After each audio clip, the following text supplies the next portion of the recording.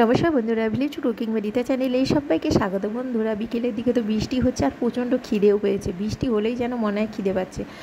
তো বাড়িতে তো মোচা রয়েছে, টাটকা মোচা, একদম গাছের টাটকা মোচা। সেই মোচা দিয়ে আলু দিয়ে বিভিন্ন রকমের মশলা দিয়ে, বেসন দিয়ে, একটু কর্নফ্লাওয়ার দিয়ে, এখানে মশলা একটু ম্যাগি মশলা, একটু ভাজা মশলা, একটু গরম মশলা, লবণ, কর্নফ্লাওয়ার, হলুদ গুঁড়ো, লঙ্কা গুঁড়ো, সামান্য পরিমাণে লঙ্কা গুঁড়ো, সব মশলা দিয়ে ভালো করে মোচা আর আলু সেদ্ধ করে নিয়েছিলাম।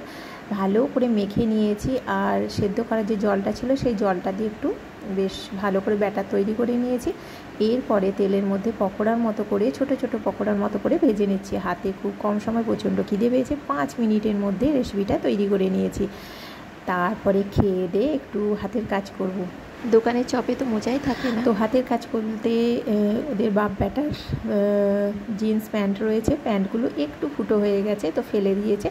তো কি করব, সেগুলো ফেলে না দিয়ে হাতের যদি কিছু কাজ বানায় তো কেমন হয়।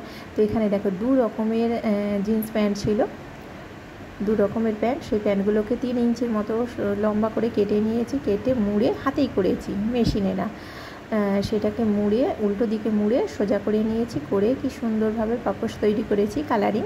আর মেয়ের লেগিংস ছিল, লেগিংসটাকে একটা টেপচামার মতো করে নিয়েছি। আর আমার নাইটি ছিল, সেটাকে পাশ বালিশের কভার করে নিয়েছি। কত সুন্দর দেখো বন্ধুরা।